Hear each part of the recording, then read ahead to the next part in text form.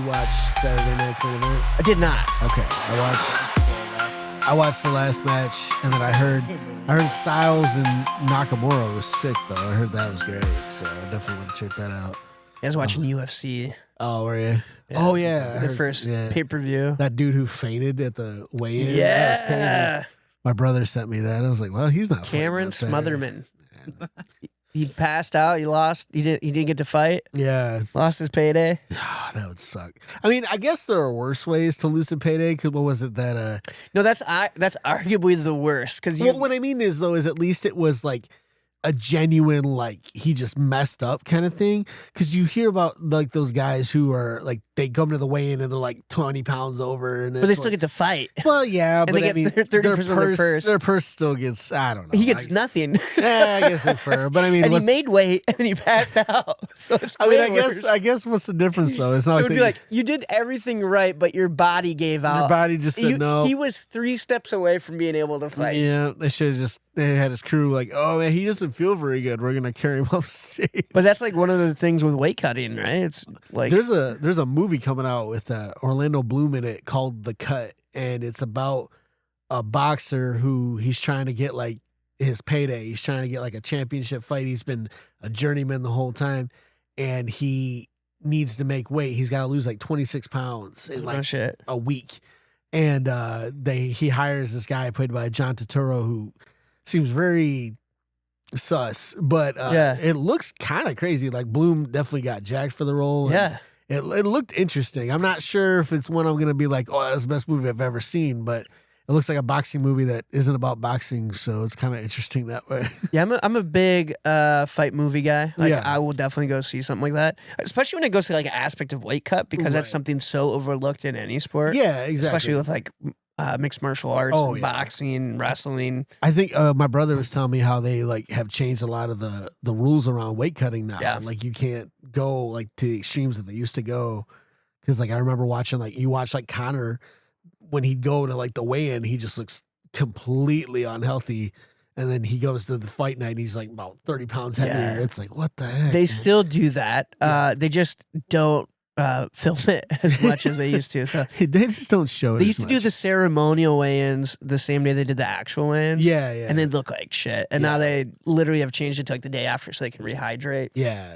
Gotcha. So like once they make weight, they're good. But it's crazy to think that that's like part of the sport. And like it's such a big advantage though. Like when you can drop 20 pounds and rehydrate and you look huge. And but like there's also that other aspect of it where people are like, your dehydrated brain's rattling around in your head and that's why you're getting knocked out. What was it? The movie Baywatch, where like they show Zac Efron where he's like completely jacked and they're like, oh, look at him. He looks so much better there. It's like he's dehydrated as heck. Like he's not healthy right there. Right. It was designed to look that way on purpose. Like you look at Zac Efron in normal everyday life, he's just as jacked. He just doesn't look that shredded. So, and you know what's worse is he did that for Baywatch. Yeah, he did it for a movie that no one not cared. Even a fight. Like just I want to look sweet. Like arguably one of the worst movies made in the last 20 years. Gosh, yeah. Just almost killed himself. Yeah, just for Baywatch. No big deal. I mean, it worked. Obviously. I mean, Trevor was looking. I mean, who can't? I mean, he's a heartthrob. High School Musical to Baywatch. Zac Efron does it all. Anyways, I guess we're talking wrestling. Yeah, we're trying to talk wrestling. The Rambling Dudes. It's been a while. Been 10 months. It's been 10 months. I don't know if you guys know, but Hulk Hogan died.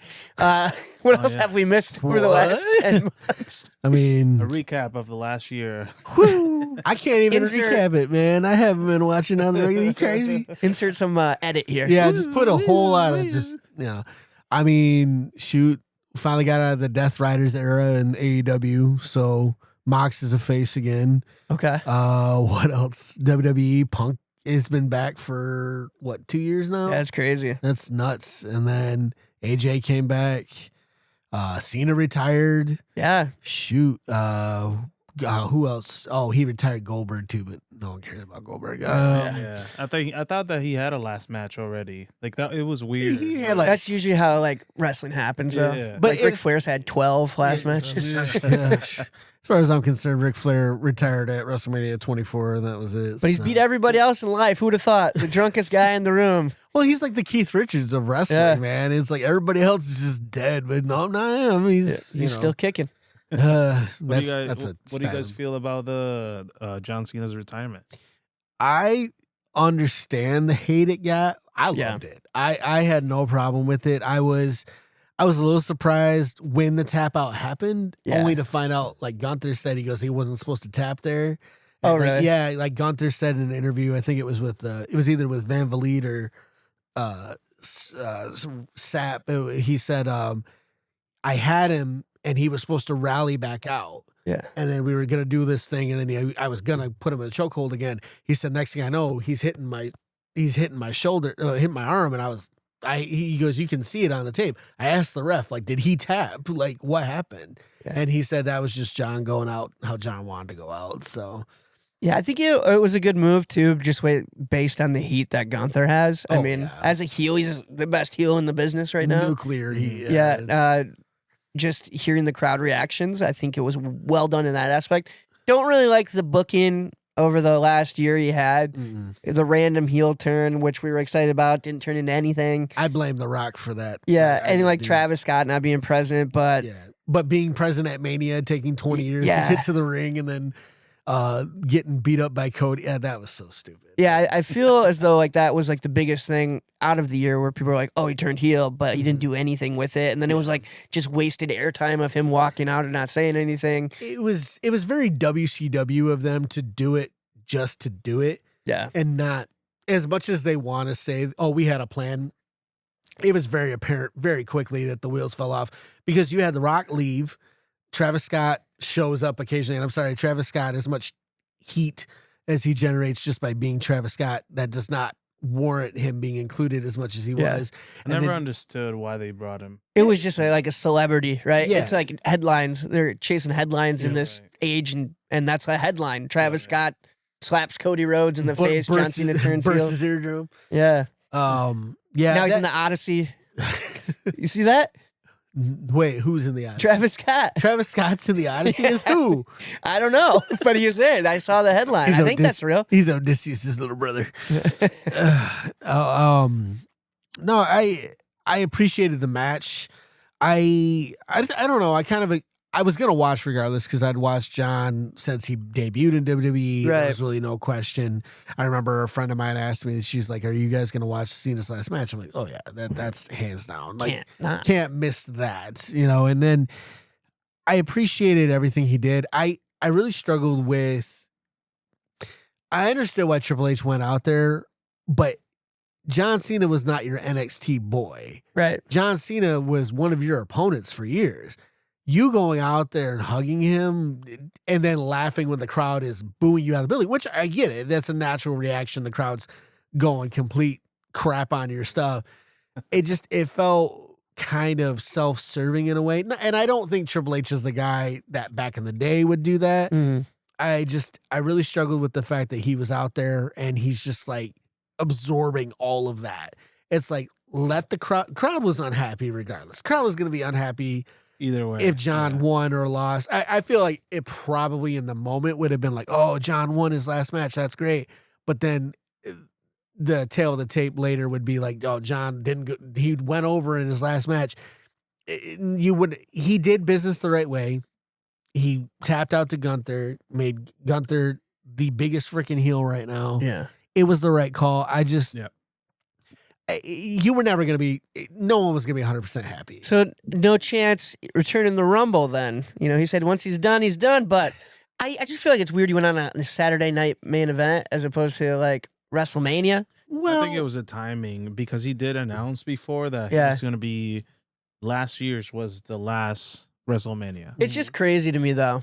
Like, I just don't know how like such a historic career would go out and a random Saturday night main event. I mean, it was good. People tuned in and watched, but I feel like maybe I guess I'm kind of looking. And they're trying to push those Saturday night main events too. I think that's the big reason behind it. Yeah, I think that was the reason weren't they programming originally against an AEW pay-per-view, but then AEW moved it. I have no idea. I think I remember that, like, AEW had a show that night, and then no, it was like one of their bigger collisions, which I don't even know if that's a thing, but it was one of their bigger collisions, and they were gonna go against that. And they're like, yeah, right, we're not gonna go against Cena's last match. You can't. Yeah. They moved it to earlier in the day or something like that. But the thing with Cena, I will say this, is I feel like it was almost like he didn't want to take a spot at Mania from someone else.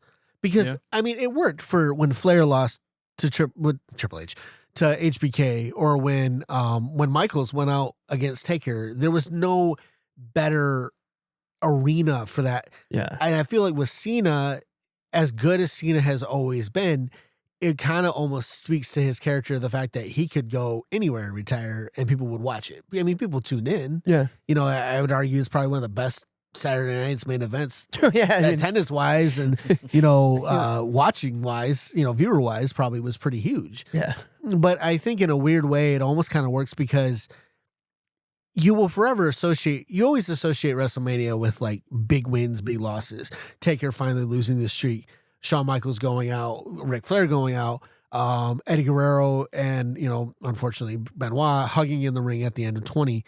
You know, you always have like these big moments. You have Daniel Bryan winning at 30 when he's got both titles. Right. He's all taped up and stuff.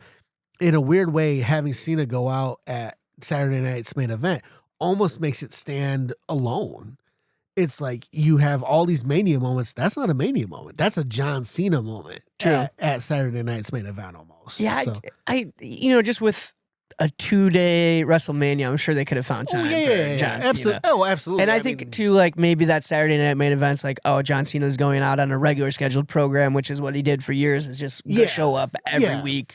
That's true. To every program. Yeah, it's like that when HBK was cutting that promo in Montreal and he played Hogan's music and like he was waiting and the crowd was all excited and then he starts laughing. He goes, he's not even here yet. You know, it's like, I feel like that kind of is very much John, of like John showed up at a house show. He showed up at a, you know, it didn't matter. He was always there. So it kind of works to his character. And I think that makes it make sense overall. I mean, I'm interested to see what they do for Mania and the Rumble coming up. I don't feel like there's like really solid storylines, but there are built-in storylines.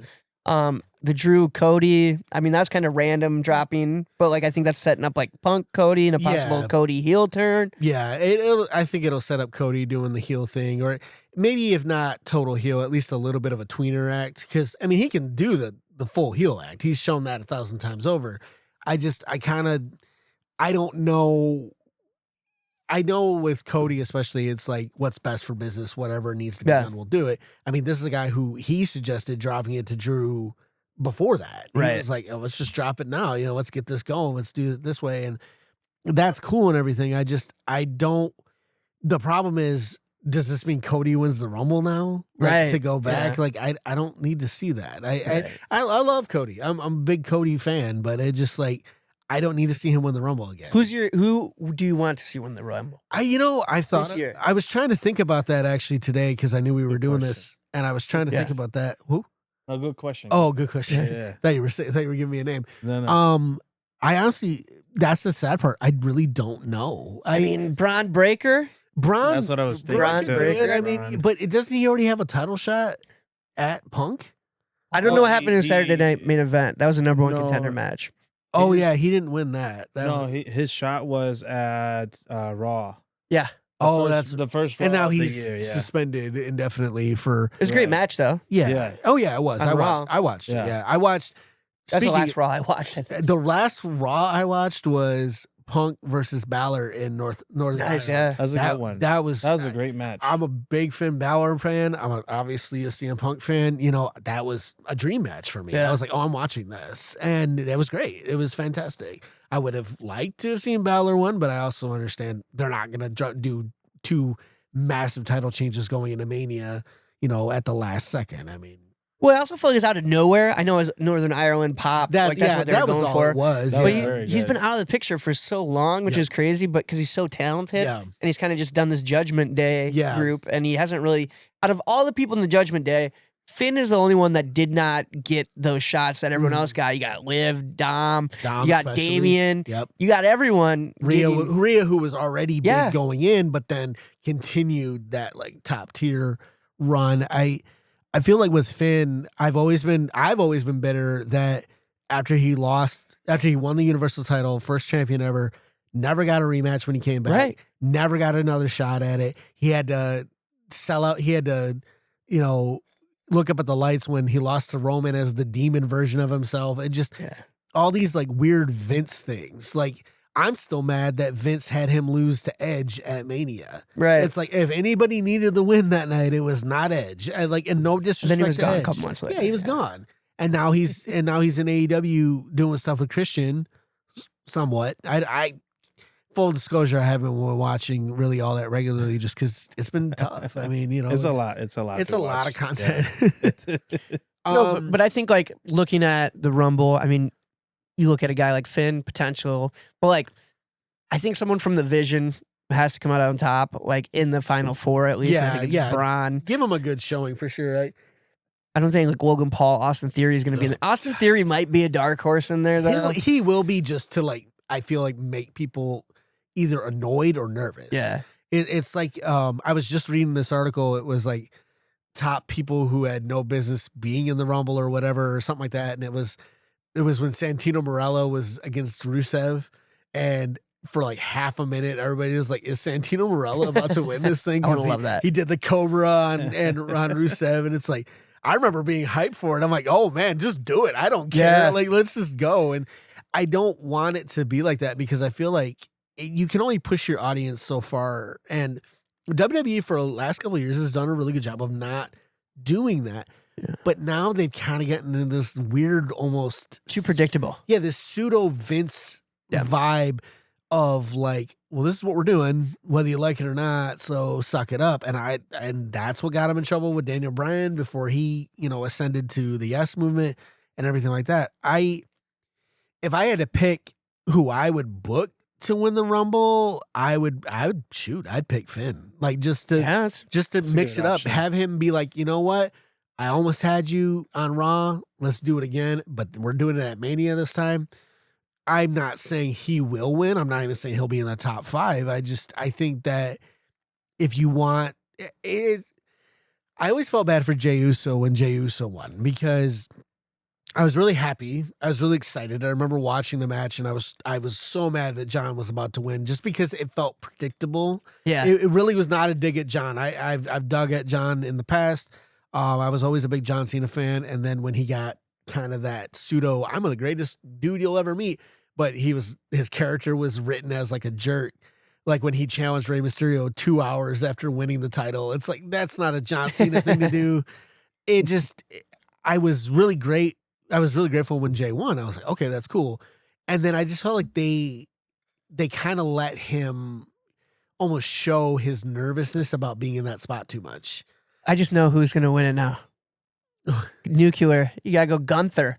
I mean, could you imagine? I mean, I'd be fine with it, honestly. I think do you think he'd get the loudest boo of all time if he won the Royal Rumble? I think it would depend on who he eliminated like last. Yeah. Because, I mean, he is fighting AJ Styles at the Rumble. Oh, that's right. And if Styles loses, he loses his title, he loses his career.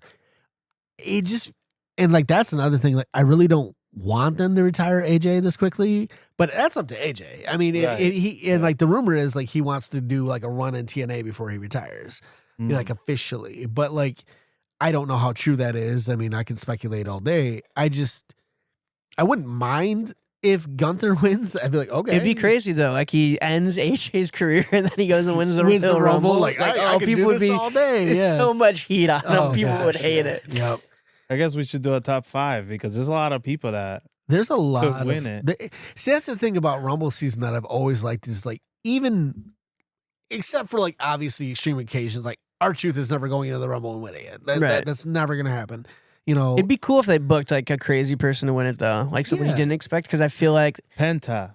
See, I want Penta to be world champion. I do. I don't care. I'm so tired of him. I just watched the Unreal, and Paul Heyman's like, you got something with Penta. Penta, like, he gets the greatest reaction. Oh yeah, he is a superstar through and through. Yep. And he's got the in-ring ability, the mic work, everything. Yep. But like, thinking about that, I don't think they'd ever push him for whatever reason. It's weird because, like, I remember when Andrade came in and Triple H already left again. Yeah, he's already gone again. But when Triple H said, I couldn't understand why anybody put this guy in a mask, shows that Triple H doesn't quite get it sometimes. Like, not all the time. I feel like he gets it with Rey Mysterio, but I feel like he has about as much of it as Vince did. It's like, you look cool. You sell T-shirts. That's awesome. Rey Mysterio, as your world heavyweight champion, was booked to lose every non-title match he ever had. Well, why would you do that? Yeah. And so don't do that to Penta. Penta in Lucha Underground, in Impact, when it was still Impact, before it went back to TNA, was your world champion in those shows. Yeah. And he crushed it. I'd love for Penta to win the Rumble. I'd lose my mind if Penta won the Rumble. I just don't see it happening because they want to push him with his brother. And no offense to Rey Fenix. I love Rey Fenix too. I think they could both be co-champions on different shows. I don't want to. I've seen the Lucha Bros win tag titles, and they'll win tag titles in WWE, I'm sure. But I want to see them do something other than that. You know, it would be great if they both win the tag team and also be in the top in the two shows. That would be cool. But I know it's not going to happen. Yeah, maybe. I think that's just too the problem with WWE is a saturation of talent. Yep. And you have like top tier guys, tag team guys. You have to like build all these divisions up from NXT through Raw through SmackDown. And there's a lot of people. Right.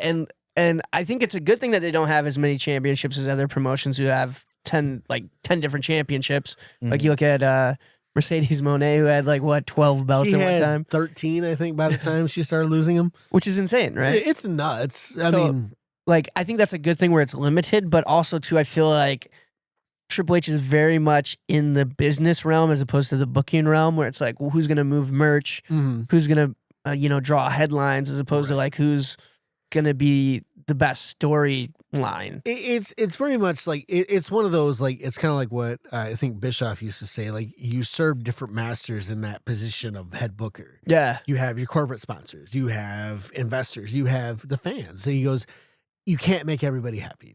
So you have to do the best you can do to where it keeps the lights on and you want, the best product. Like you look at when Diesel was world champion for a year and it was their worst year they had in a long time.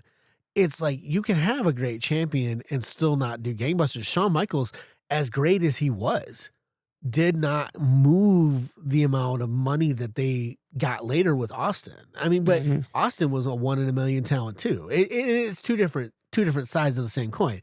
Shawn Michaels could out wrestle anybody in the ring, probably even now. Well, a few people aside, obviously, but then you had Austin, who his entrance theme alone lights the crowd up, like the glass shattering, the heavy chord on the guitar, and everybody's just loses their mind. It doesn't matter. I've been to a bunch of different house shows. I've been to pay-per-views. I've been to WrestleManias. When Austin's music hits, everyone is screaming. It doesn't matter what age you are. Everyone's going nuts. Everybody's standing up. But I think too, he built that over, countless years and having the opportunity and taking advantage of that opportunity, working on his mic skills, everything he went through, the ringer of all ringers to get to where he was at for that. And I think that's what a lot of people are dropping the ball with their development because it's this ego thing where it's like, hey, I can jump ship, go to AEW, or I can jump ship to go WWE or whatever it may be, as opposed to trying to buy into the character. There's people that buy into the character and they run with it and they just go, hey, this is what I'm going to do. I think Finn Balor's unfortunately a product of that. He'll do what the company asks him to do. But when we look at developmental talent, there's a lot of great mid cards that are wrestling right now. Like we saw at the SmackDown and Raw, Ilya Dragunov and Carmelo Hayes have one of the best matches I've ever seen in person. That was such a great match. It's literally though, like we don't see this mid title. Like, what happened to the Intercontinental title? Right, that used to be a prestigious title. That was more in a lot of ways seen as more prestigious than the WWE title for a time, because that was the workhorse. Bret Hart, Shawn Michaels, all these wrestlers, that was their belt. Mr. Perfect, who never held a world championship in his entire career, which is mind-boggling. These are the guys you remember for being IC champs. And you're like, these guys were fantastic. But then you've got, it's very much like the mid-card. I think a lot of people, I think it's like, you want to be at the top because you make more money that way, but you can't have a main event without having a show before it. Yeah. It was like Chris Jericho said, like, if you're not going on last, you want to go on first because you set the tone for the rest of the show. He said, you go second or third. He goes, you're in kind of a snooze spot because people are all hyped for the first match. Okay, what's coming on next? Oh, okay, I can take a breather. And it's just one of those things, like Finn, like you said, just being a guy who's willing to do whatever they ask him to do. That's fantastic. But advocate for yourself, right? And you should be a multi-time world champion by now. You know what's crazy though? But then like, I think someone who's doing really good work right now in WWE is Chelsea Green. Yep. So like you see like a Chelsea Green who's making headlines, saying funny things, working that character that was just given to her. And it's like, oh, she's running with it. And that's like, even watching that Unreal with her talking, she goes, oh, I'm losing the belt today? Fine. Like, okay, whatever. And I think that's the thing too, is like, Chris Van Vliet was talking to Austin, and he said, what do you think is missing? What do you think you would give advice to, anybody wrestling now? He said, add a little grit to it. He goes, make it look like, he goes, you watch old Bret Hart matches. He's 10 minutes in the match. He's huffing and puffing. He goes, he's not blown up. He can absolutely go another like 60 minutes, but he's making you believe that this match is just taking it out of him. And he goes, I think that's a lot. He goes, a lot of them try to make it look too much like a dance. And he said, and I get it, it is. But you got to make it look like it's something that raw, else. that gritty. I think Rhea does a good job with selling. Yeah, Rhea absolutely has one of the most amazing connections with all of her fans. Like, there is not, I have been watching wrestling most of like my life. I have not seen a female wrestler, at least not that comes to mind, aside that was actually a good wrestler, I should say, since like Trish Stratus, who had like that just connection. And even, and no offense to Trish Stratus, Rhea's on another level. There are like people who don't watch wrestling who know who Rhea is. And that's when you like exceed wrestling and go into pop culture, right? That's like that Stone Cold effect. Yeah. I mean, she's got t-shirts with the Terrifier on it. Art the Clown. Yeah, she's been doing like, she went to his a concert and she got killed on stage by him. I mean, it's just like, it's insanity. But I think that's too like her brand. Like she does a great job with like, and that was her growing too though. She like accepted her role and she was a main eventer, but she also morphed into the Rhea that it is now, which is closer to who she actually is what she said. So it's interesting to see her development or like these other characters. I also feel like wrestling is just missing characters, if you will. Like that unbelievable, just like kayfabe or however you say it. It's kayfabe, right? It's kayfabe. Yeah, but when you see kayfabe, we don't see it anymore. And I feel like the last person probably to do it was like Bray Wyatt, where it was kind of believable. And Bray, like, Dominic is doing a great job. Dominic does a good job. But like I'm talking like those big characters. Like I was thinking about Kane the other day. You know? Like I see what you mean. The closest I could give to like a modern day like absolutely kayfabe is real to him is probably Pac over in AEW, because as the Bastard Pac, his Twitter at the time is about wrestling when he's wrestling, and that's it. This dude does not placate to fans. This dude does not act any different, and to him it's real. I mean, who is it? Oh, Eddie Kingston is another one. Eddie Kingston, I'm still 99% convinced, does not realize that wrestling is scripted and is just going out there to try to kill the other guy. So it's just one of those things. Like, and like, but I think that's what needs to happen is that blurred line. Like, think about when The Rock, when he slapped Cody, talking about his family at that WrestleMania promo. That's the stuff that feels real. Yeah, you believe it. And then but then he went out on the Raw Netflix and said, "Me and Cody are pals." Right, I know. It's like, why? Yeah. It's like the continuation of storylines missing too, right? It's one thing that's like, and this is just like, I don't even want to say it's a little thing, but to me, it doesn't stand out as much. The missing element for a lot of these wrestlers is that iconic theme. Yeah. I mean, you hear Bret, you hear that guitar streak go, instantly it's Bret Hart. The glass shattering for Austin, The Rock, If You Smell. I mean, like, even before he started doing the If You Smell, it was can you smell what The Rock is cooking? And like, everyone knew instantly who it was.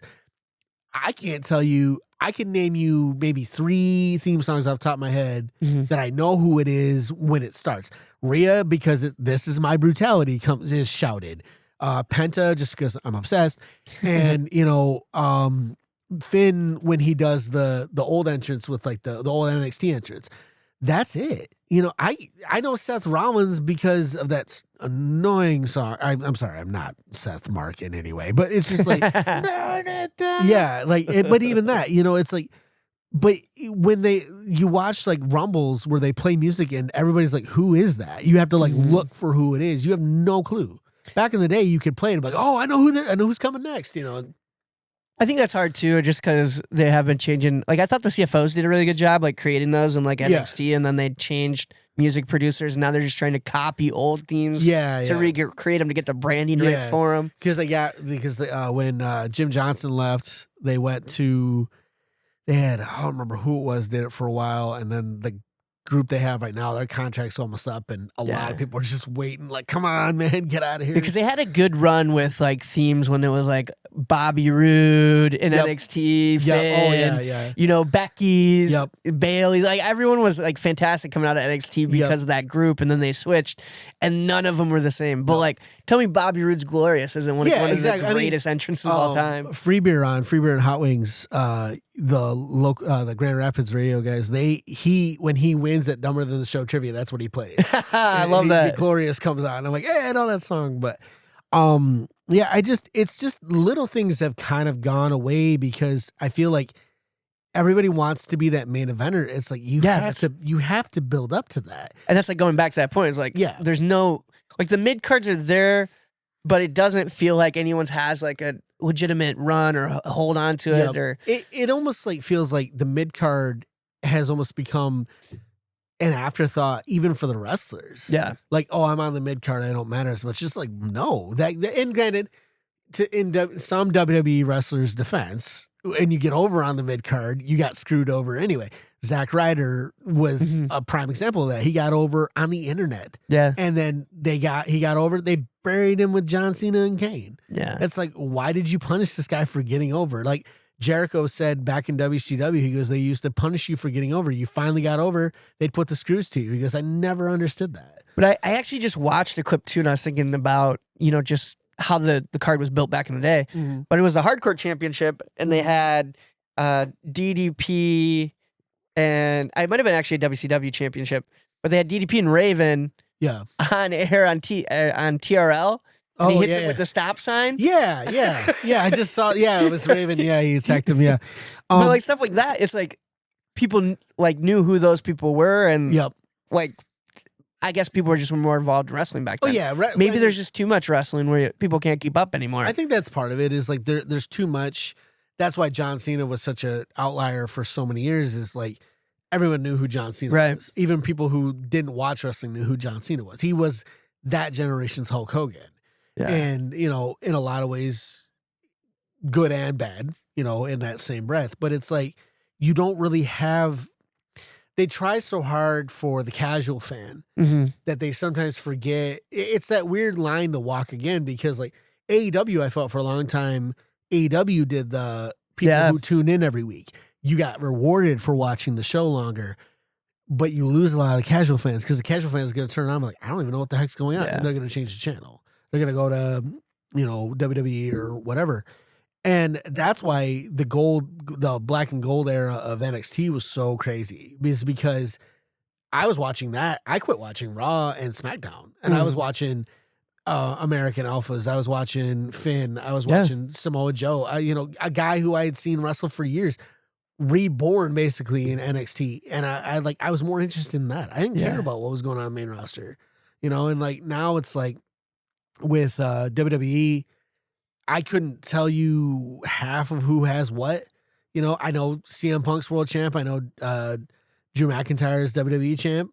That's about all I could really say. Right. I don't know who the tag title. I know like Wyatt Six. I think they still do they still have the belts to the Wyatt Six? I think they just lost it to Solo. Okay, that wasn't it. And then Jay and Jimmy have the Raw. Yeah. And it's like 5 years ago, Jimmy and Jey Uso winning it again would have been like great. Now it's just like why? It almost feels just like because. Why? It's just and like it's to step him down. Yeah, like where Jay was pretty big and. I mean, he moves more merch than anybody else. I mean, that's what they said. They're like, this guy is in competition. you need to wait. No, I kicked it on accident. Yeah, it's annoying. Like I feel like they do it now to transition them into another. I will never forgive WWE for the burial of Kofi Kingston. Oh, yeah. Kofi Mania was running wild. Kofi Mania, he wins it. You have him losing 9 seconds to Brock Lesnar. Yeah. Like in the most insulting way possible. It's like, you couldn't give him anything. And I know Brock is going to do what he wants. Brock has made it clear if he doesn't want to sell to you, he's not going to sell to you. But if you have a guy who won't sell in your title picture, you're dumb. You're a bad company at that point. And like with everything going on, like when he went away for like the Vince McMahon accusations and the lawsuit that's still going on. Mm-hmm. And then he came back and saw that match, WrestlePalooza. I was there. I was in the building. And then, I remember I did see this on. I did see this thing on the Unreal because I haven't watched it, but it was Bruce. I was either Bruce Pritchard or Michael Hayes was like, they're gonna love that Brock is back. They're gonna love it, and it's like they're really not. They're quite uncomfortable that Brock is back. It's like because there's this cloud over him now. Yeah, you could hear in the crowd. I actually just watched today. I just finished watching the second season of Unreal, and when he comes out in that specific moment that we're talking about something else, or John Cena's retirement, and then he comes out, and you can't hear a large pop as you normally would. Yeah, Brock back before all the accusations, but everything else was an attraction. I got it. I understood it, but your own logic dictated throwing it out. Like when Brian won the title, it was all banged up and they're like, well, you can't hold the title. We're going to take it off you. Brock wins it, disappears for 6 months. Right. It's like, how is that the same thing? And like with Roman, it made sense. And I say this loosely because I still disagreed with that. With Roman, it kind of made sense because Roman had beaten everybody by that point. Yeah. By the time he finally lost the Universal title, it was like he's already beaten everybody. So what? And he'll probably be back at the Rumble, right?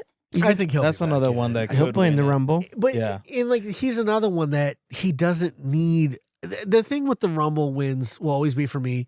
Use it to build somebody. Make it mean. Did you something. see that LA Knight clip from Unreal?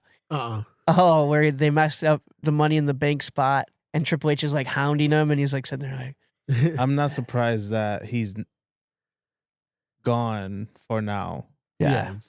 They did not want to push him. No, and that's another guy who got over. He got over himself. And they didn't like it. It's like, why not make money with this guy? Even if it's for 3 months. And he's on a short shelf too. Yeah, he's older. He's up there. He's in that prime area for a lot of wrestlers now of like the late 30s, early 40s like area where they're like, okay, we can do something with you real quick and then you'll go away. LA Knight was another one. It's like he got over on his own. Mm-hmm. We don't like that. LA Knight. Yeah. I mean, like people who I didn't even know watch wrestling knew who LA Knight was. Yeah.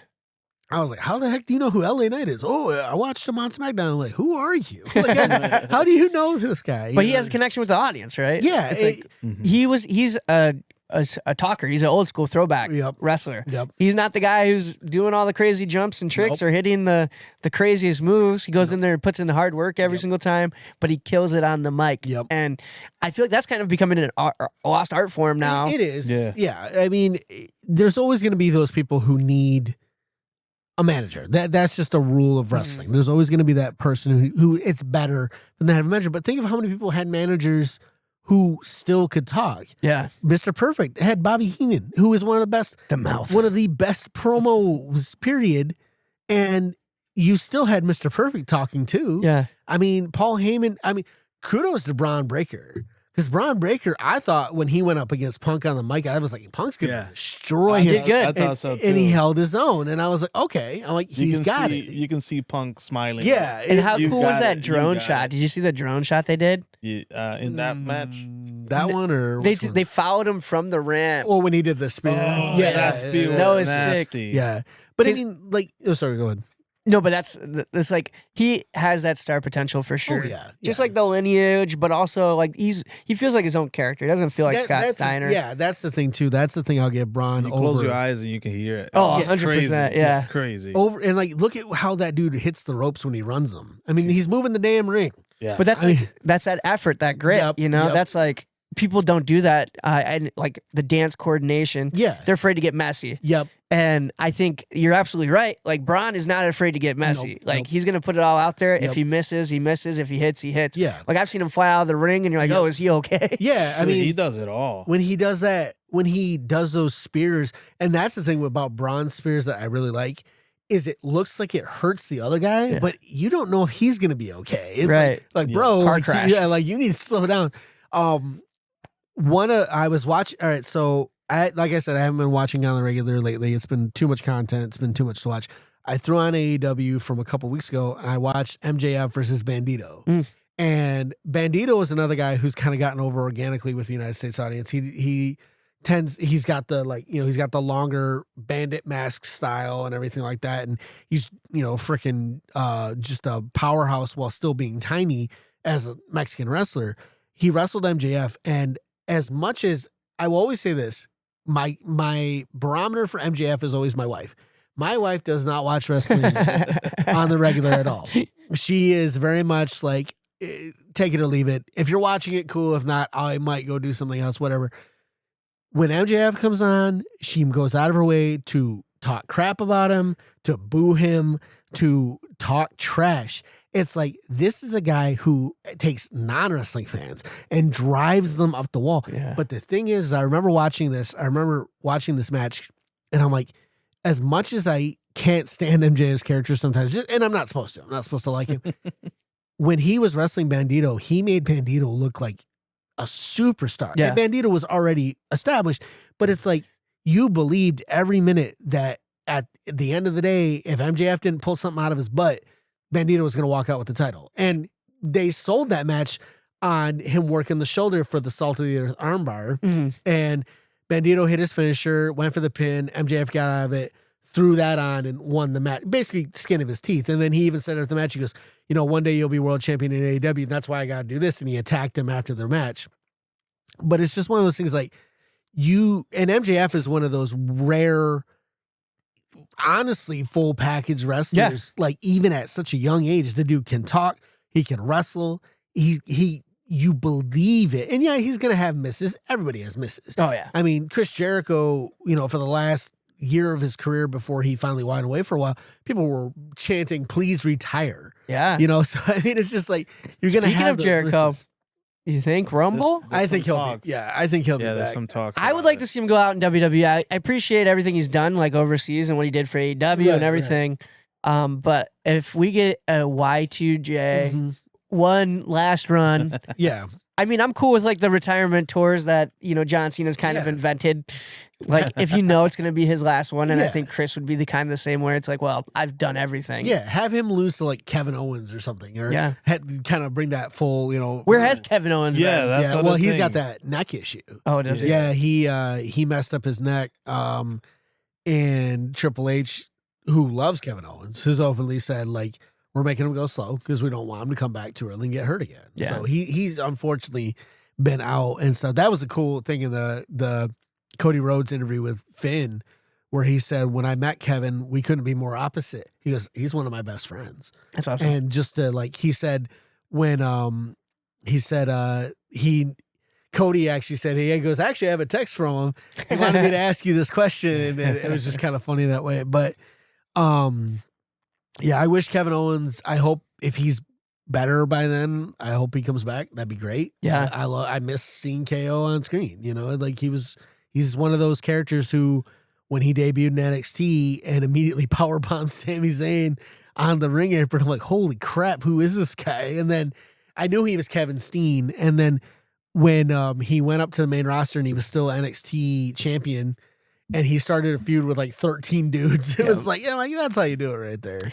I know people are pissed that it's in Riyadh. They're so mad. Like we were at the event and we're like, why are they booing? And then they're showing the Royal Rumble in Riyadh, and they're like, everyone just boo. They hate that made me so happy when I heard them booing that. I was like, yay! I was all right with that.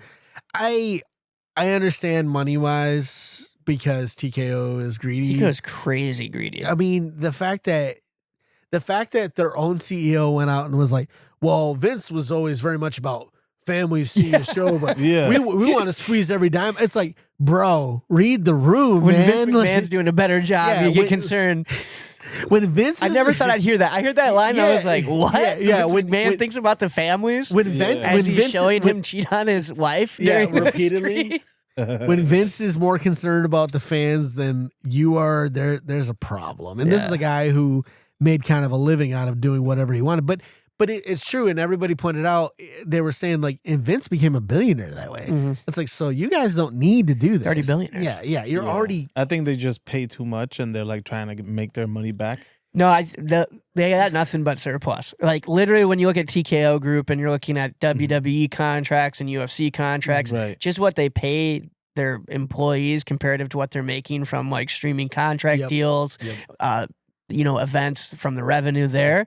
They're way ahead. Like they're printing money at this point. Yeah, it's pure unadulterated greed at this point. Like you look at how much merch is moved, how much, I mean, they got me, Yeah, I mean, that I mean, and it's not saying that's a bad thing to like have merch and everything. No. It's just the thing that I hate that is true is like it was more affordable, 6 years ago than it is now. It was more affordable. Yeah, it was more affordable. Like we went to AEW shows that were big shows. I went to Blood and Guts in Little Caesars Arena back when they first debuted in Detroit, and our tickets were not remotely what it is to even go see a Raw now. Yeah. It's like we used to go to house shows for like $25 a person. Right. And now like I think house shows are like 60 if not higher, and it's not like you're front row, you're in the stands. I mean, and that's the thing too. It's like this ultimately wrestling has always been,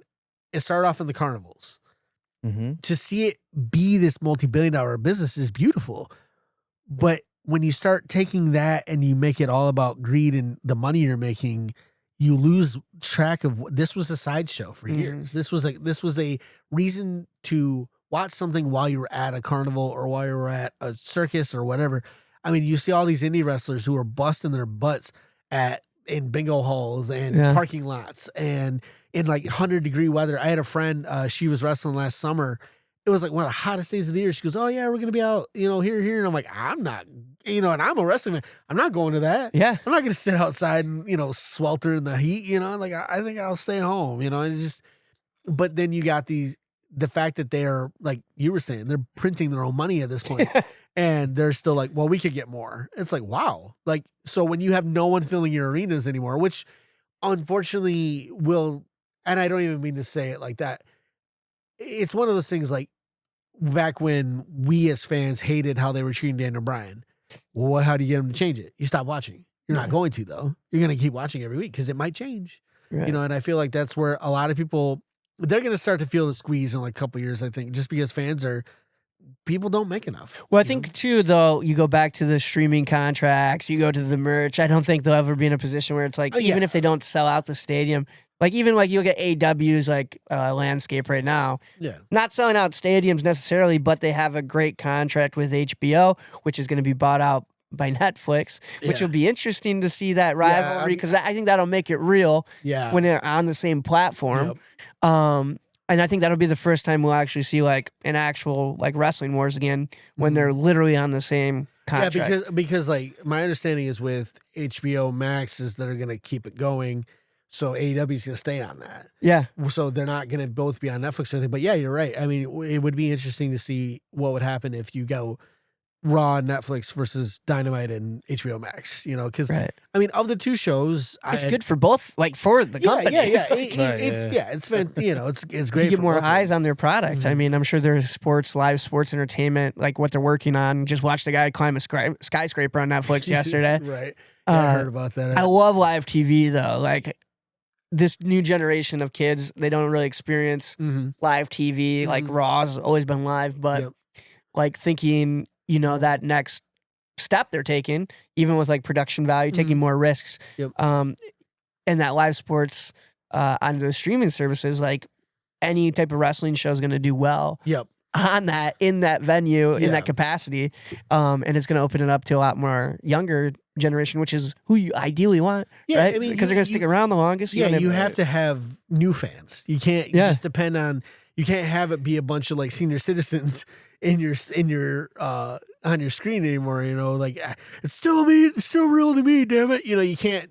We'll still be around, but we'll still be there. But there's gonna be about 29 kids because I'll never forget going to house shows with my nephews, and there's like a row in front of me of 10 and 12-year-olds who are John Cena fans. Yeah. And my brother decides it's a good idea to mock John Cena. I'm like, we're going to get mobbed by a bunch of children, man. Will you shut up? I'm not trying to get killed here.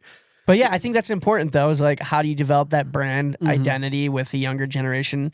And I feel like they're still kind of stuck in their older ways. Yep.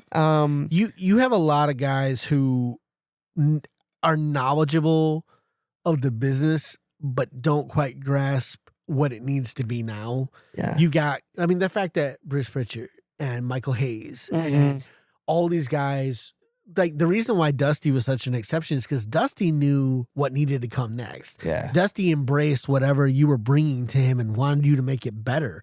Michael Hayes has a set idea of what's going to go. Bruce Pritchard has a set idea of what's going to go. And there's nothing wrong with that if it works. But that's why Paul Heyman was such a big stickler for a lot of people, is because Paul Heyman wanted to change it.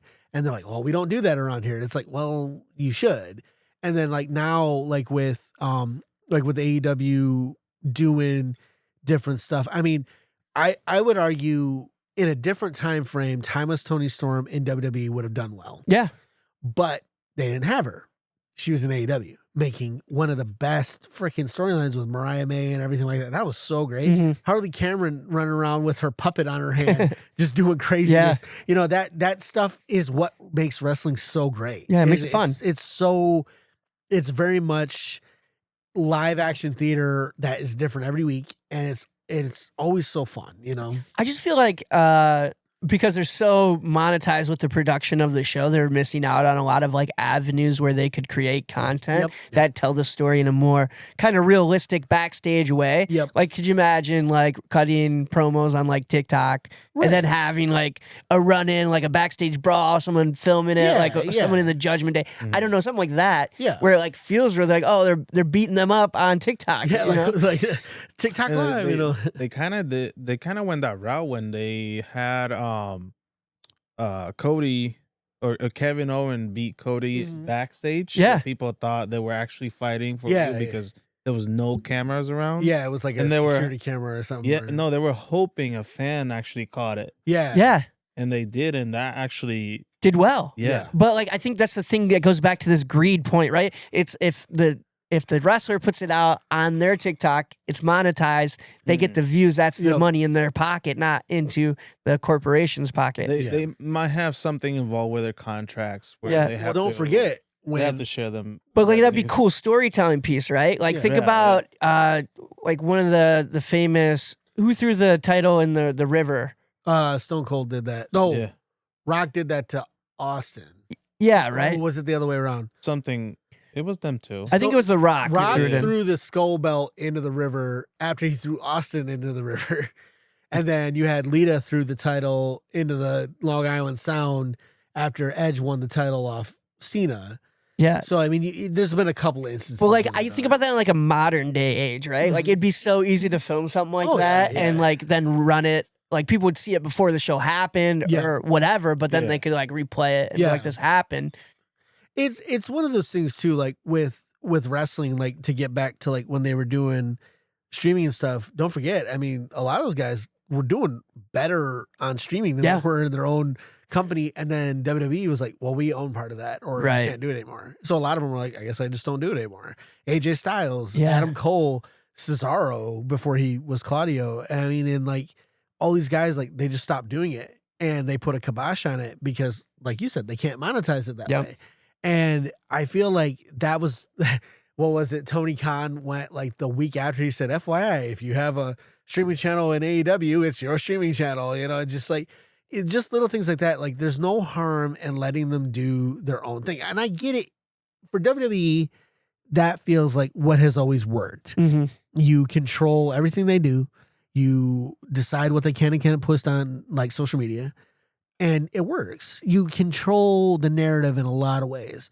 But when your wrestlers stop liking that and stop feeling like they can even express themselves, you burn them out. Also, too, I feel like more of them have turned their social medias into their own like life, like their person. Like it's not the character. Again, going back to a kayfabe and being like, hey, it'd be cool if like you were set up to do like posts in the wrestler sense or whatever. Kind of like how like when Mr. Perfect did like his, I'm going to bowl a 300 and like they film him bowling 300 or whatever. And, you know, stuff like that is always like, I've always enjoyed that stuff. Like if you make it silly or you make it known that we know this is silly, you know, you can make a lot of just good decisions. Like Joe Hendry, like Joe Art Hendry. Truth, I like mean, all these guys could be doing stuff. Follow the Patreon Nerd Archive Patreon. Patreon that we don't do. As we speak about corporate greed. Well, we're not corporate. We're exploding you.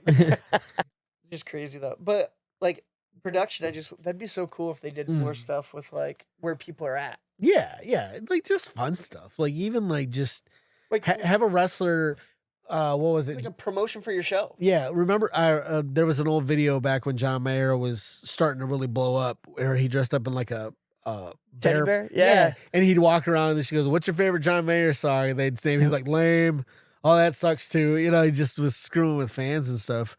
And you could absolutely see them doing that for like a wrestler thing. Like even just like have a wrestler be at a merch table and just like mess with people or like sell them like, I want this shirt. Like, bull crap, you do. You're getting this shirt or, you know, just something fun like that. And then like a wrestler comes up and like puts, then puts them through the table or something. Exactly. Yeah. In public. Grabs one of the title belts that they sell and hits them with it or whatever. And like, but they just refuse to do anything outside of like the venue, or like inside the realm of their universe, right? It's sad, really, because like a lot of these guys and gals are very creative, and it's like if you nurture that creativity, you have a happier employee, and who's gonna do more for the business. And who cares if they make money on TikTok? Yeah, it's like like honestly, it's your character. I get it. Yeah, but it's like, do you really think they're gonna go somewhere else? And like that's the other thing too. Like back when Punk was first mad, he goes, "We're independent contractors, but we can't work anywhere else." You know, it's just like, well, what's independent about that? And like that's why I like AEW's structure with if AEW is your main focus. They always will pull rank if they have to. But if you want to go do a show here, you want to do a show there, as long as they know about it, they don't care. Yeah. You know, just do what you want. And you see WWE kind of moving towards that in a sense, but it's like they own the entities that they're going to. Yeah, they now. own AAA. They're working with TNA. How much of TNA do they own now? You know, it's just stuff like that. So it's one of those things like as a whole, obviously you have the big dogs in AEW, WWE, TNA are like the three main ones. But like I would like to see like back when I remember and I keep coming back to it, but it was such a crazy time back when Punk won the championship and showed up at a random wrestling event where Gregory Irons just lost a match with Colt Cabana, and Colt goes in the back and he goes, "Come on, man." He goes, you know, he was in the bathroom and Punk walks out and the crowd is losing because he was WWE champ at the time. They're like, what the heck are you doing here? You know, and he's just like, he didn't even have the belt. He was in his street clothes and he told Gregory Irons, like, you know, "You're awesome. Like, you know, you're better at this, and this or whatever." And it just little things like that. And like that's always kind of been that isolationist theory that I feel like with Vince had after WCW, the war with WCW kind of changed him to where everyone's our enemy, but we won't acknowledge them. It's like, it doesn't matter. People I might change the channel, but I'm gonna come back. You know, it's like I might not watch AEW every week, but I do watch it. You know, so right. I don't even think it's not even like necessarily ratings war. Like I think that's been the indicator over the last 30, 40 years that it's like, hey, this is how you're performing. But like when you look at it, if you look at it from a money aspect, right, it's not even the same ballpark. No, like in terms of it's astronomically different now. And then like with streaming, I mean, I can't tell you the last time I watched Raw live. I know, it's actually kind of nice. Yeah, you skip the commercials. I skip the commercials. I don't have to deal with this crap. And like I was watching. So I record AEW on my DVR, but for some reason I couldn't find it. So I found it on HBO Max. I watched it with no commercials. I didn't have to fast forward anything. Yeah. I'm like, this is how you should watch wrestling. Like I don't care, you know, like. And it's also still like that live element though that like attract people. It's like I want to be ahead of, like I don't want it to be spoiled. Like it's my show type of thing. Nothing right? beats pro wrestling live. Yeah. That's just a fact. Like sometimes I enjoy watching it on TV because I can hear the commentators. Yeah. That's not the biggest selling point. My 9 times out of 10, actually, the reason I go live. We did talk about that a little bit when we went to that Raw show. Cause you can't hear the commentators. Right. Yeah. It's weird. It's a different experience, but at the same time, it's rather enjoyable. I watched a WrestleMania without hearing Jim Ross, Jerry Lawler, any of these guys just talk. And granted, Jim Ross brought something to the main event, but to watch John Cena and Shawn Michaels and WrestleMania's main event tear it down with no one telling me what I should be feeling, no one telling me what they're feeling, and just feeling that emotion was amazing. Yeah, it's like the Carmelo Hayes and Dragunov match, right? We didn't know who was heel or face in that match at all, right? And it's like, man, this is a great match. This is a great match. We went to when we went to Blood and Guts, they had it was like a 2-ring match or whatever, and the last two were Brody King and Darby Allin, and Brody King was in the House of Black at the time, and he grabs Darby, puts him in a chokehold over the ropes, and Darby goes limp. He drops him, and we're fans. We're like, "What just happened?" Like he just murdered that guy. It was so cool. But like, and then you find out like the whole story arc and everything. But yeah, nothing beats wrestling live. Even like indie shows. I don't know who these people are. They tell me how I should feel about them. If I should boo them, or if they're snarky, I should really boo them. Or if they're all happy to be there, I should definitely cheer for them. But it's like you watch these matches and you start chanting random crap. You get involved. Nothing will beat for me when it was Hangman and Adam Cole wrestling in AEW and the crowd was going, "Let's go, Adam! Adam sucks!" And it's both Adams. It's just like that. Wrestling is that stupid thing that you shouldn't like, but it's so much fun, so it doesn't matter. It's a show. It's about having fun. Yeah, exactly. Yeah, and that's the core of what they do. So hopefully they get the ticket prices down though. Ticket prices are crazy, man. If you're not going to give me lower ticket prices, let me watch an NXT show. Let me go to an AEW show. Yeah. Let me go to a TNA show. I would love to watch TNA again. I haven't been to one since Bound for Glory. I can't remember when, but I mean, when I watched Bound for Glory, it was Samoa Joe, it was Mick Foley, it was Jeff Jarrett, it was they had a crazy roster. Yeah. Oh gosh. Yeah. It was like it's nuts to think. I saw Ethan Carter III the other day on TikTok. Gosh, nice. EC3. Man, I was hoping he'd have a run in WWE. Never did. One guy I hope gets a big push when he goes main roster is Ethan Page. Yeah. Did I ever tell the Comic-Con story? I think I did. I think I've told this story. We went to Comic-Con a couple years ago, and he was like a last second replacement for someone else. I don't remember who he was there for, but it was him and Ruby Soho. And my buddy George went up to Ruby Soho first, and then he said something to Ethan Page because at the time him and something, what's his name? Yes. Scorpio Sky. Wow, that was terrible. Scorpio. I would have definitely guessed that name. Him and Ethan Page had kind of been wanting to go for titles, and they were kind of arguing with each other, but they weren't like beating each other up or anything. And my buddy George goes, I wanted him to win so I could see you guys wrestle because I think you guys would have had a really good match. And Ethan Page just looks at me and goes, you want me to fight my best friend? Do you fight your best friend in the parking lot? He goes, I hope he kicks your ass in the parking lot. Just cuts this promo. I wish I had filmed it because it was so, you could tell he was having so much fun with it. And I was just laughing at George because I'm just like, when he saw me, he saw my Penta shirt. He did the Cerro Mero thing to me, and that was all he did to me. He goes, he yelled at you. I don't care. So, but it was fun. And that's the thing, too, is like, that's the part of it that gets lost with WWE controlling everything is you don't get those fan interactions like that. Those natural, organic fan interactions. Like you watch videos of Rhea Ripley at like photo shoots where kids are walking up, or not even kids, like, grown adult women are going up to her like, can we do a pose or whatever? And she's like, oh, hell yeah, let's do it. And, it just stuff like that. You need that. That's part of the business. Yeah. Like, as much as TV time and making money is, that is part of the business too. So it's just sad really, but hopefully ticket prices come down. Because I have never been. But if you'd like to fund our ticket prices, check out the Nerd Archive Patreon. If you'd like to support our next trip, go ahead. Oh no, I was just gonna say if you guys did we decide what was our picks for? No, we got Rumble. No. Are we picking like 5 overall who we think could win it or who we want to see win it?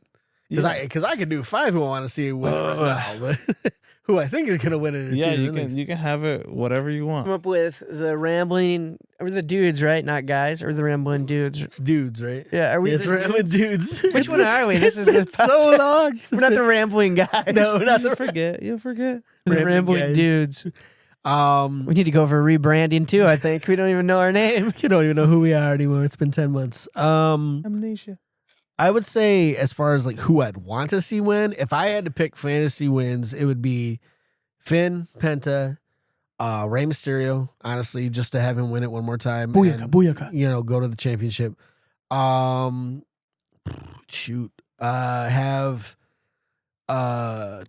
Carmelo Hayes would be cool, or have he's still holding the title though, right? The United States. Yeah, I think so. U.S. champion, or we had it for a month. I hope so. Or have Kevin Owens come back and win the whole thing again. That'd be cool. Well, again, have him win. I'm a sucker for Sami Zayn. I'd love to see it. Never will happen. He was the closest when he was the honorary use, but right, yeah. Oh gosh, did he win on Saturday? Yeah, he won. He's number 1 contender for Drew's title. Who is?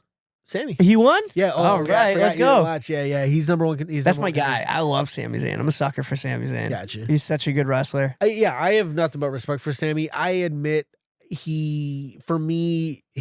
favorite matches with him were when Shinsuke debuted in NXT, and then when he wrestled Kevin Owens and got just destroyed. Yeah. But again, that's just as important as anything else. When he finally turned on Roman, I was as hype as anybody. That was so cool. I have no beef with Sami Zayn. Sami Zayn would be a cool win. I think Braun's probably going to win it. That's probably the favorite. I would can think. see Braun winning. Yeah. I think Roman's probably going to come back. He'll be in the mix and potential to win it. Hopefully not. I think the Vision will take him out. Like, where's Rollins? He's still claiming he's injured, but he'll be in there. Yeah. Also, we didn't talk about that. His fake injury was great play. Yeah, I thought it was real when it happened. That was so stupid. All right, no. What I mean by that is when he came back, and they're like, it was the swerve of the century.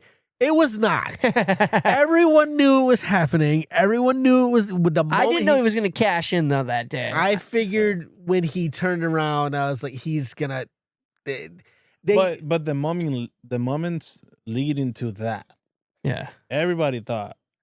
Well, he was injured. Well, I mean, he played it well. Given his propensity for knee injuries, not to put that out there. I mean, Rey Mysterio has the same problem. The thing is like they tried to act like it was like even the WWE didn't know. And it was like, it's like, can we stop insulting me so much? Like come on. I bought into it. I was so into it. Just watch. I know you're not a fan of the Unreal. However, watching that, I don't think they're acting.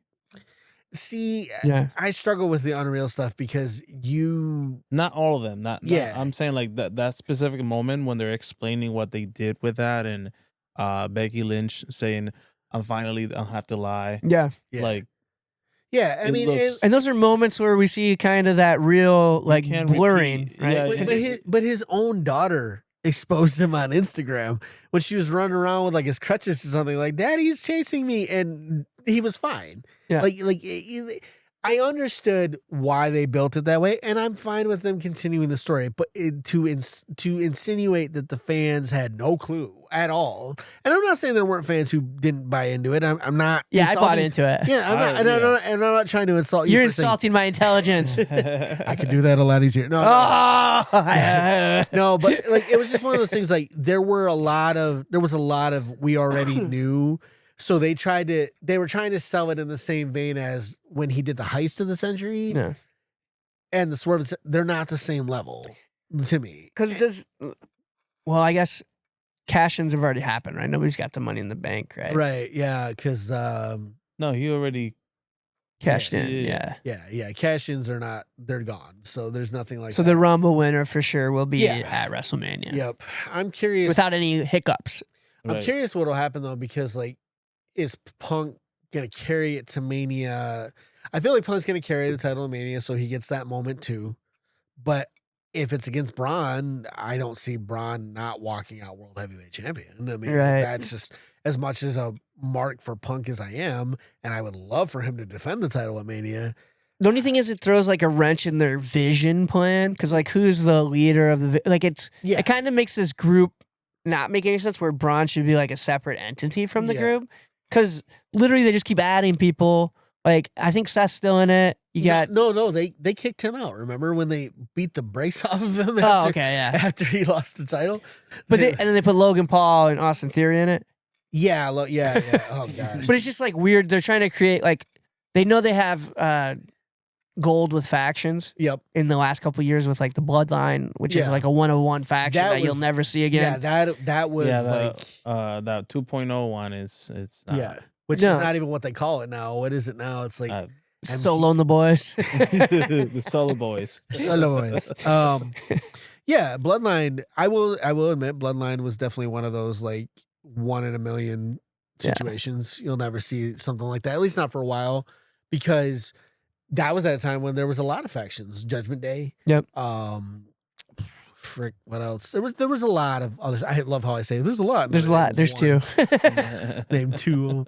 But it's one of those things. Like I would argue, they proved they were better in a lot of ways than a lot of these factions that have stood the test of time for years. Whether it's the Von Erichs, whether it's the Horsemen, whether it's honestly one of the best storylines they've had, because it lasted like 4 years. 4 years, and great storytelling. Like it just kept evolving, and then it started getting muddled at the end when we had like the Bloodline versus the second Bloodline. Yeah, it didn't help that when they finally the problem with WWE will always be, at least it feels like sometimes, you build to this moment and then you have nothing for anybody for like months. It's like Cody Rhodes finally finished the story. Now what? Yeah. You know, like, what did you guys have planned? Well, we don't. Well, that's a problem, don't you think? Like, we just spent 4 years, like 3 years invested in this. Right. So. But yeah, I think picks, coming back to picks. Yeah. I think Braun. So you got Sammy, you got Braun. Yeah, I don't think Sammy's going to win now based off of winning Saturday Night Main Event. I think he's going to get beat up by Drew. Yeah, probably. Maybe Wild if he won. Yeah, he did beat him once for, what was it? I think, was it the Intercontinental? Drew? No. Sammy beating Drew. Sammy beat Drew last. But I think the final four in the ring is going to be Braun, Gunther, Roman, and I don't know, someone else. Probably Cody.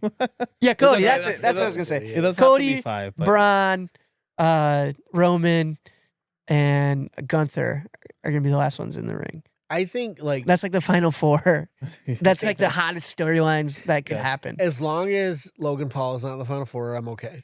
Because I'm still a little annoyed that you had Logan Paul eliminate CM Punk in the Rumble that Cena lost to Jey Uso, and it didn't lead to anything. And Punk and Logan Paul didn't have a match on Mania, just like what was the point there? I don't know. And I hate Logan Paul. I hate both of the Paul brothers. I seriously can't. It'd be sweet if LA Knight won it. That'd be cool. That's like a dark horse. Okay. I think they could potentially push him. They could. Because they were going to push him at Money in the Bank. Obviously, they didn't give him that briefcase that time, but he was like, people were like wanting him to win. Yeah. It'd be really sweet because now he's kind of like fell behind people, like not much TV time. Be sweet if he just showed up in the Rumble and was in the Final Four at least. Are we going to see any TNA guys show up again this year? Yeah, I think That so. could be. Yeah. AAA people. Is he Moose? AAA guys will show up for sure. Yeah. Oh yeah, Moose would be sweet. Yeah. Have The him. iguana. The iguana. The iguana. Yeah. Have the iguana. No, he'll be there. And Have the Santino. iguana eliminate somebody. So, yeah, Rumble season's always my favorite season. It's just a bummer. This 'cause weekend. I can't watch it because I refuse to pay for ESPN. This weekend. It's Saturday. I know that. At like noon. And I Yeah. appreciate Is it that. on ESPN now? Yeah, But you have to Okay. buy an ultimate subscription, which is Yeah. like $20 a month. 30. It's 30. 30. Oh, I'm not you paying can't- for it. You can't have the. If you have a VPN, you can watch it on Netflix. I know. You can watch it anywhere you want. I'll send you some. All right. Yeah, it's We'll have to find a bar. No, they don't show Yeah, at the don't bar. do that not anymore. at noon. Oh, true. That's No, my thing will always be, I love Rumble season, but this will be the first Rumble in a long time I won't watch because I don't have a way to watch. Yeah. I refuse to pay for it. So That's fair. it's just it sucks because I love Rumble season, but Not paying $30. I'm paying $30, $30 a month. which is insane. Yeah. And like that's the thing. It's like even if you had ESPN with Hulu and Disney Plus, And then you gotta have you still gotta Netflix. pay. You still gotta pay the money to watch the Rumble. It's like what? Why even just give me a pay per view at that point? I I'll wonder pay- how their sales will be after, but Hopefully garbage. I hope this is my sincere hope. I hope this Rumble bombs because it's in Riyadh. They just gotta move everything to Netflix. Yeah, just put it all on Netflix yeah, or it doesn't make sense. give that it they back have to Peacock. You gotta Or put it on the jump back and CW. forth. Put it on Tubi. You gotta go so many different like streaming apps just to see. It's everything though. Anything you like, it's on multiple streaming apps. Tell me I'm wrong. I mean, no. Well, like, SmackDown's not on a streaming app. Exactly, but it's wrestling. Well, it's on Hulu though. but the I'm day saying after. like Yeah, you know, gotta like, have Hulu subscription to watch. for one franchise to be in multiple different places is annoying. Oh yeah, Yeah, 100%. And It's like NFL. They do that with sports yeah. Oh the yeah, you time. can watch your Thursday Night Football on Amazon or basketball right now too.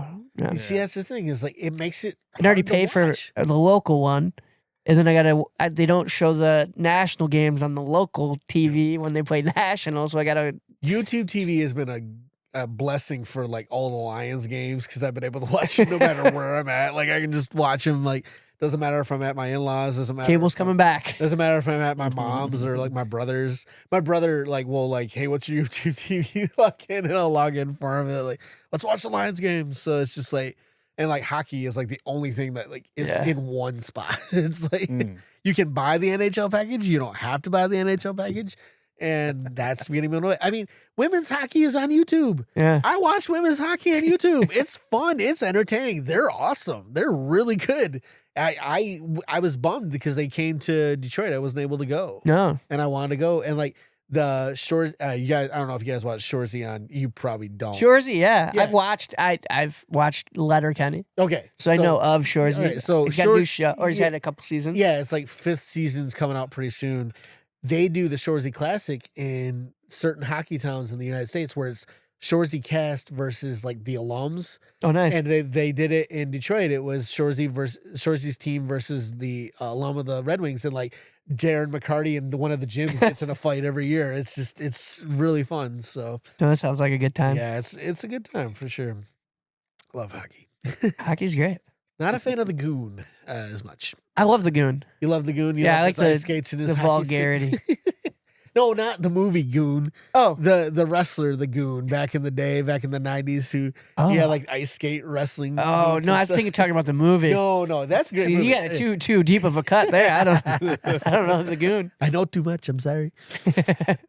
No. Yeah, with Rumble coming up, who's gonna win the women's though? I think that's actually. Great I think question. that is a bigger question, just because the men's I feel like has so much more built into it. And it's kind of like with the women's, not the elimination. As long as it's not Charlotte Flair. Oh gosh, please Okay. no. I think she's in that coming down the mountain kind of process and getting people over. They pushed her. I would so like hard for Sol so long. Ruka.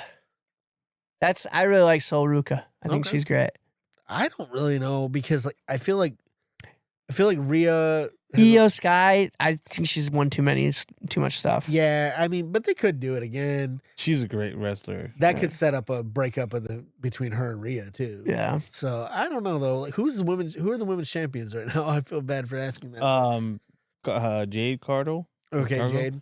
And I don't know the other. Give me Jordan Grace winning and challenging Jade Cargill at she Mania. might. I'll watch that. She's now in the main roster. Yeah, I'll watch finally. that all day. I'll watch Jordan Grace win the Rumble. That's fine. Who's the other champ? It's not TV time. No, Not Tiffy Time. who is the women's? She might Not win Nia too. Jax. Becky's North American champ, or not the Intercontinental champ. Is she Women's- I thought she was. Yeah, I see. No, Maxine won it, and then she just dropped it to somebody else. Actually, All right. This is No, what Maxine dropped it to Becky Lynch. This is what we're doing. We're gonna go. Was that where we were there?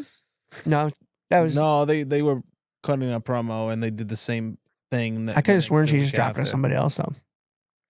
List of current champions as of today. Drew McIntyre, WWE, Punk, World Heavyweight. United States, Carmelo Hayes, Intercontinental, Dominic. Solo and Tama as the WWE champs. World champs are the Usos, Jade, and Stephanie Vaquer. I feel horrible. Stephanie Ah, Vaquer, yes. come Because on. she's injured, though. That's Yeah. why. That's Yeah. I She got a forgot. walking boot. Didn't Raquel Rodriguez break her title accidentally? Like, Yeah, that's what she hit her in, like, said that. did or She said- something. She said that. and then on a post. Gulia is the. Oh, it's looking like live season. and Julia took it She's from. the United States champ, and Okay. then Becky is the IC champ. You're right. It's looking like live.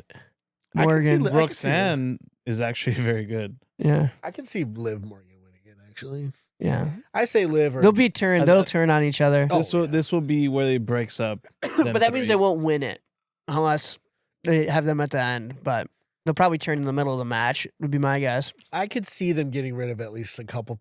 Well, one person. Raquel is actually kind of stepping away from Judgment Day, so I feel like they that's gonna gotta happen. they gotta have Finn break away first though.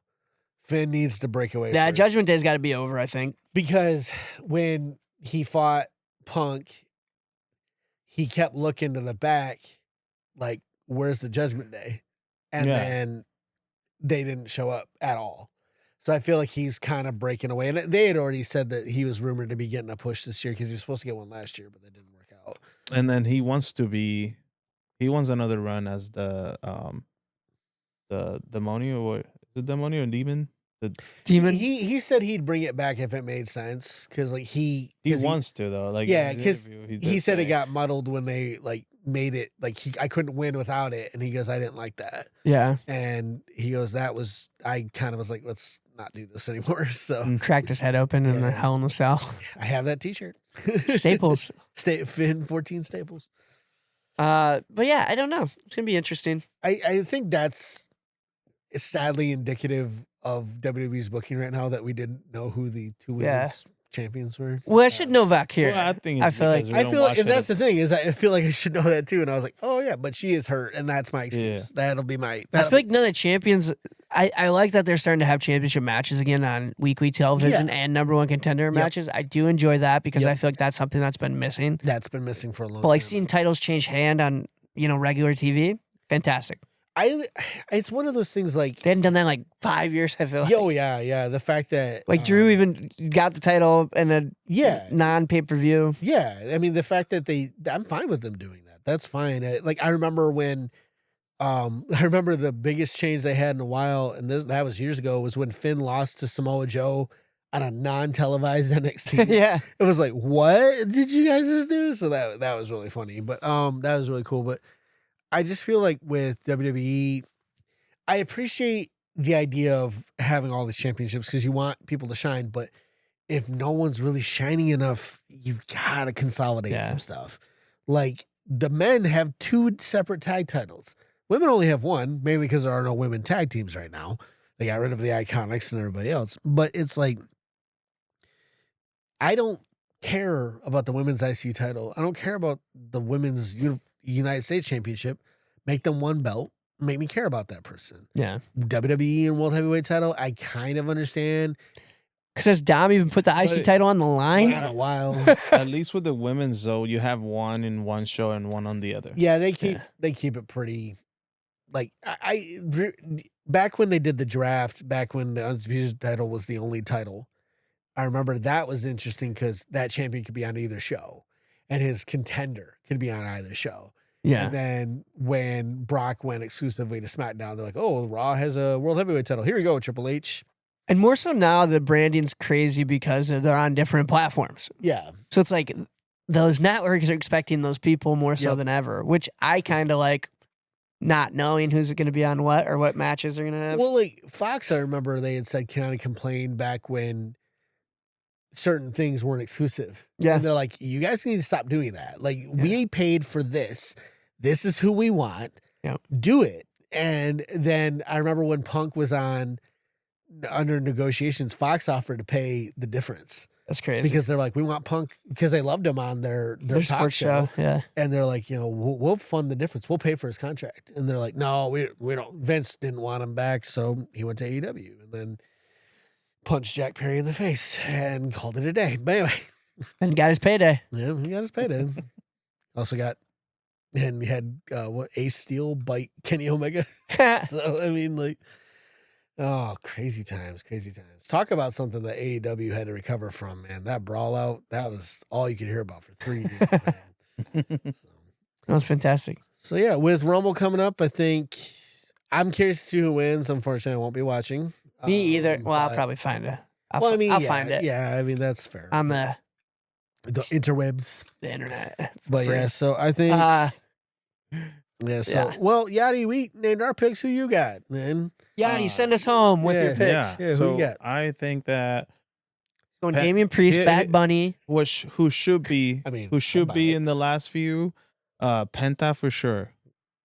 Finn, Dominic, if he comes back, I don't know because he's injured. just with the title. I don't know. Yeah, but people want it with the title anyway, and then they lose the title leading up to Mania. So. Braun Breaker. Okay. And I would like to see what's his other Braun? Bronson Reed. Bronson Reed up there. What's his other Braun? Well, I think that'll be like a thing that happens is the Vision will team up and beat up people. Yeah, probably. But you might see that turn, Braun Breaker throws Logan Paul over the top, like people go nuts. Braun Breaker is crazy enough to where he's going to throw over whoever is in his way. But I hope military press Bronson Reed. I want to see him go try to spear somebody and just whiff it over the top rope and just like kill Michael Cole in the front row. Just like Michael Cole is dead. Pat McAfee doesn't know what to do. But then I think surprise is gonna be Y2J, be the big one. Jericho will be. He has been out for a while. Pat McAfee. Yeah. I feel like Jericho will be a big surprise. I can't think of any other surprises though. That's really the only one that I feel would be like a genuine kind of thing because like Roman's gonna come back. If somebody saw some prop being transported to it, so yeah, I mean it'll be interesting, and like I feel like if they do the Y2J countdown, yeah, that'd be sweet. Him coming in, that'd be cool. That'd be awesome. Break the walls down. That'd be sick. Exactly. Comes out in his lighted jacket. Like the whole stadium goes dark and then you see his jacket. That'd be cool. Yeah. That or something similar to that. Or even if they play Judas instead. Like have them do the countdown and then have it bust into Judas would be cool, I think. Be sick. I'll be interested. I hope they do give him the rightful send off. Oh yeah. He's in great shape right now from what I've heard. Yeah. Chris Jericho. Oh. He's definitely one of those guys that I understood what he was trying to do in AEW, but it was too much. And so now if he has a chance to go out the right way in WWE, I'd be fine with that. Go out at like SummerSlam or something. Yeah. Or, don't go out at Mania. Don't come back for like 2 months and then come back for at least. I think I'll give him a run. Yeah, they'll give him a run. I don't see him maybe necessarily winning a world title. I can see him maybe even going out to Gunther. I don't necessarily feel that's necessary. I would like Jericho. What about Randy Orton? That's right. Yeah, but Randy's already what? To Jericho to beat Jericho. Oh, just in general. Oh, Randy Orton, Rumble. Well, he always has a good showing. He's won it what, twice already? Twice, 3 times, something like that. He's one of the few. I think he's only won it twice, but because the only people who've won it 3 times have been Austin. I think Roman and one. I think it's Randy. I think Randy won it 3 times. I could be Was completely. Mae Young? Curtis Axel's still in the Royal Rumble. Axelmania, brother. So awesome. All right. Well, I think that's a good place to stop. that's a great place to stop. The Axelmania, baby. This has been Rambling Dudes, episode 10. Episode 10.63227. We will see you next time. Thanks for tuning in. Douches. A tip of the hat. Tip of the hat. Oh, man. What a talk. That was fun.